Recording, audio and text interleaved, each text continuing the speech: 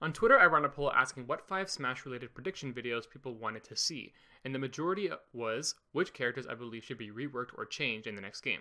Now, this isn't a characters I want buffed list, it's a strictly moveset change. For me, a moveset change encompasses an average to massive change in normal moves, special moves, or stats of the characters. Obviously, I do believe that more than these 10 characters will see changes in the next game, but the characters on this list are the ones that are most pressing in my opinion. If you want to have some say in what topic comes next, you can catch my Twitter in the description, where I'll be hosting more polls for topics you can vote on in the future. Now, without further ado, let's start with number 1 in no particular order. Number 1. Link. This is a bit of a courtesy pick, considering we can already assume that Link will be changed if his Breath of the Wild design in the teaser trailer is anything to go by, but we haven't seen anything concrete, so there's no actual confirmation that this is the case.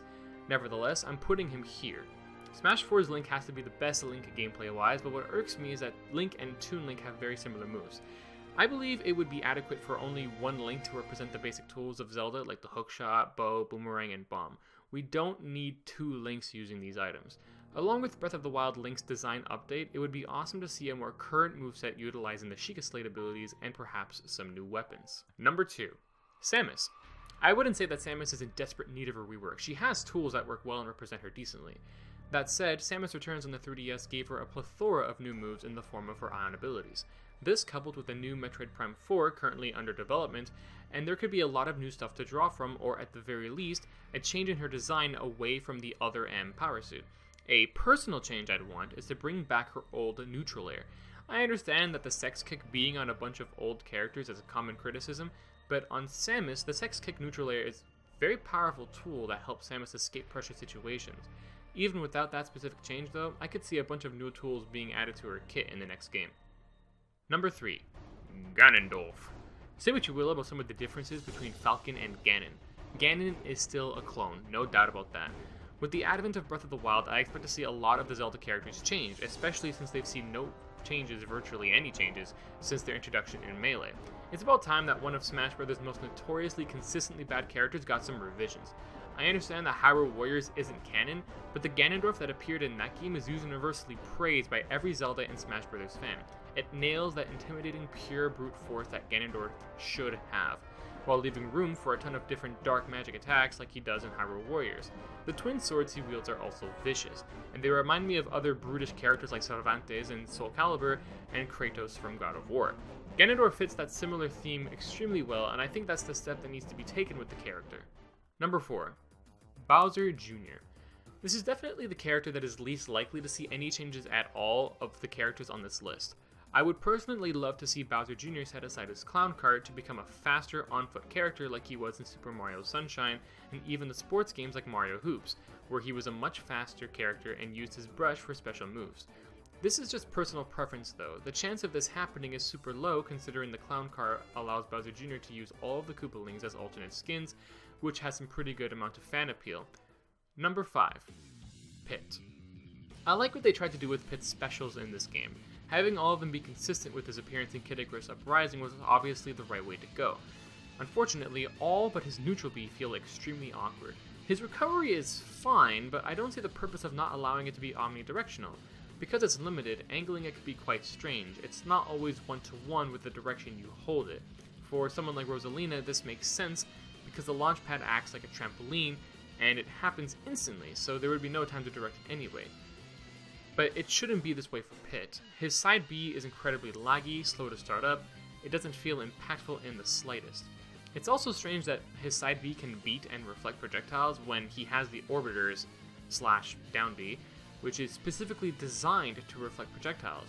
The orbiters themselves are actually decently interesting, a bit slow to come out and go down, but they provide pushback and they give Pit some invincibility, so they aren't so bad. All the same, I think Pit should be revisited, and his hitboxes need to be fixed. I mean, what is this?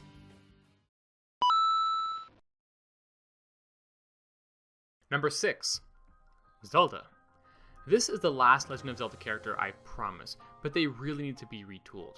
I said that Ganondorf was one of the most consistently bad characters in Smash history, but our girl Zelda here is the queen. Ganondorf at least had Melee to be a semi-respectable character. Zelda has been consistently the most lacking character since her introduction to the series. Robin might not be the strongest character in Smash 4, but he proves that a slow mage character can still be designed well enough to hold their own in a one-on-one setting. Zelda is decidedly not. If Breath of the Wild is going to do justice to Link, it should definitely extend that courtesy to Zelda, especially considering her history of being a weak character. While Link could receive the Sheikah Slate abilities, Zelda could work with the champion abilities. I do think that Nehru's love should stay, considering that Zelda is often associated with that goddess in the games, but I would not mind at all to see all of her moves completely changed. There are also a variety of different looks for Zelda in Breath of the Wild to update her look, so if Zelda manages to go another game without any changes at all, both in gameplay and in visual appearance, it will be Sakurai's greatest sin. Doubtful though, considering Link is getting at the very least a visual change, so I would expect to see her changed as well. Number 7. Meta Knight. When I say I want Meta Knight reworked, I don't quite mean it in the same sense as other characters. Meta Knight's changes from Brawl and subsequent changes in patches have seen him become a character that heavily relies on ladder combos in order to get anything done. This means that he becomes very linear and not at all fun to watch. His gameplay consists mostly of waiting around for an opening for a grab or a dash attack in order to do the up air chains he needs to build his damage. I can't really say I'm a fan of anything so linear because for multiple other characters there are so many different viable ways to play them, but for Meta Knight his game plan almost always seems to devolve into the same thing. And if I were watching 5 Meta Knight players back to back, I wouldn't be able to tell you that they were all different players. Compare that to another character, we'll use Bayonetta as an example. If you showed me 5 random clips of Bayonetta players without telling me who they were, I could probably tell you not only that they were different players, but I could tell you who was which character specifically. Meta Knight lacks that versatility. So in summary, I'm not asking for a specific change, but I know that I want Meta Knight's stats and hitboxes to probably be changed to move him away from his naturally very linear playstyle.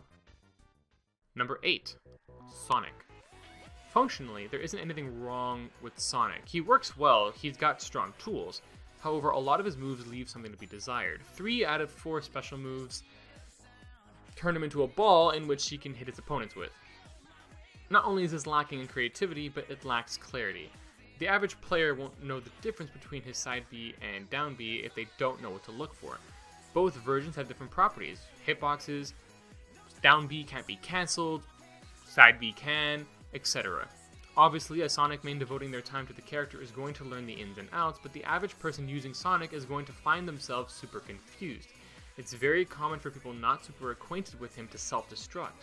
But also, the nature of Sonic's moves is very conducive to timeouts and competitive play. It's very common and a viable strategy to go for the timeout using Sonic because of how limited his tools are. I desperately wish to see the specials changed around for some diversity. Number 9. Little Mac. I'm going to keep this simple. KO Punch is stupid, and I say this with both the Little Mac players and his opponents in mind. Little Mac's strong ground game combined with his KO Punch, which pretty much kills at any percent above 5, necessitates that his aerial game has to be weak to balance out those strengths. As the Little Mac, because his aerial tools and recoveries are so weak, you have to rely too much on your KO Punch to be successful. And Little Mac building KO meter when taking damage is pretty lame as well because it punishes the player beating up on Little Mac by bringing Little Mac closer to an instant kill move. When fighting Little Mac, when Little Mac gets KO Punch, you're incentivized to camp Little Mac on platforms because of his weak air game, and it ends up turning into this really lame camp fest.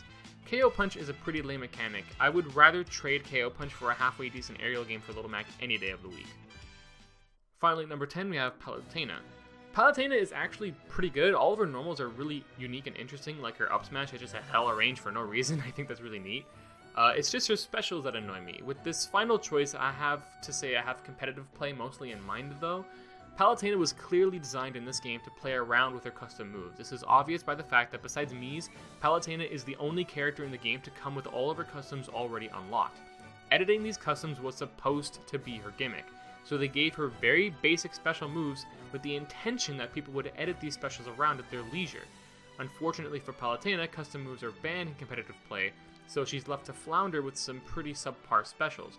In the next game, especially if they decide to remove custom specials, I hope that they change Palutena's standard special moves to be some of the cooler ones that she had in Smash 4. That would make me really happy because I really like Palutena as a character, I just found her really boring to play. And that's going to conclude this video. Let me know in the comments if there are characters you think should be reworked, and if you want a say in what video comes next, follow me on the Twitters and keep a lookout for the next poll. I hope to do much more Smash content in the future, especially once the game is actually announced, or like it's officially announced, but once we get an actual trailer, probably at E3, I'll be able to talk about so much more. And once the game's out, I'm gonna do a bunch more Smash content in the future. So if you're interested in that, subscribe, leave a like, and as always, have a wonderful day. Cheers.